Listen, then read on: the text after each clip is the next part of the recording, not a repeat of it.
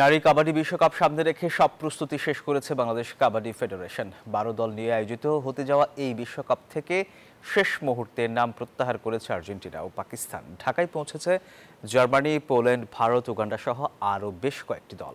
কাল প্রধান উপদেষ্টার বাসভবন যমুনায় ট্রফি উন্মোচন করা হবে।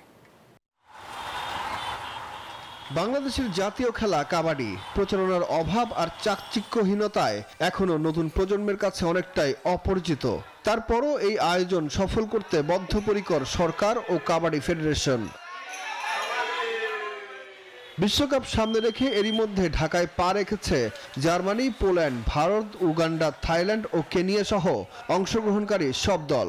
তাদের হোটেল ও নিরাপত্তা সহ আপ্যায়নে কোনো কমতি রাখছে না কাবাডি ফেডারেশন ও সরকার। দেশের সুনাম যেন নষ্ট না হয় সেই দিকে কড়া নজর কর্তৃপক্ষের। এই উপলক্ষে আয়োজিত সংবাদ সম্মেলনে জানানো হয়, সফল আয়োজনের জন্য সব প্রস্তুতি সম্পন্ন করেছে ফেডারেশন। আমরা বলেছিলাম 12টি টিম খেলবে, তো একটি টিমের জটিলতার কারণে যদি আর্জেন্টিনা আসছে না, 11 টিমের খেলা হচ্ছে। আমাদেরকে চিঠি দিয়ে জানিয়েছে যে বাজেট অ্যালোকেশন প্রবলেমের জন্য আর্জেন্টিনার টিম বাংলাদেশে ফ্লাই করছে না, পার্টিসিপেট করছে না। তো ইন্টারনাল অ্যারেঞ্জমেন্ট আসলে আমার না, আমি প্রথম থেকে বলছি যে টিকেটিং যত টাকায় লাগে সেটা আইকে বের করবে। এবারের বিশ্বকাপে নাম থাকলেও শেষ পর্যন্ত আর্থিক সংকটের কারণ দেখিয়ে নাম সরিয়ে নিয়েছে আর্জেন্টিনা। রবিবার ট্রফি উন্মোচন ও ফটো সেশন অনুষ্ঠিত হবে প্রধান উপদেষ্টার বাসভবনে।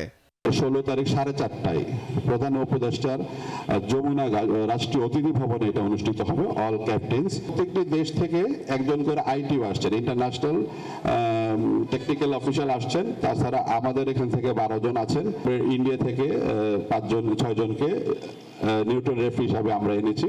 সব আনুষ্ঠানিকতা শেষে 17 নভেম্বর থেকে শুরু হবে মাঠের লড়াই। সুখন সরকার, নিউজ 24, ঢাকা। যুক্তরাষ্ট্রের 1 নম্বর জিম চেইন গোল্ড জিম এখন আবারও বাংলাদেশে। বসুন্ধরা আবাসিক এলাকা ও বসুন্ধরা সিটি শপিং মলে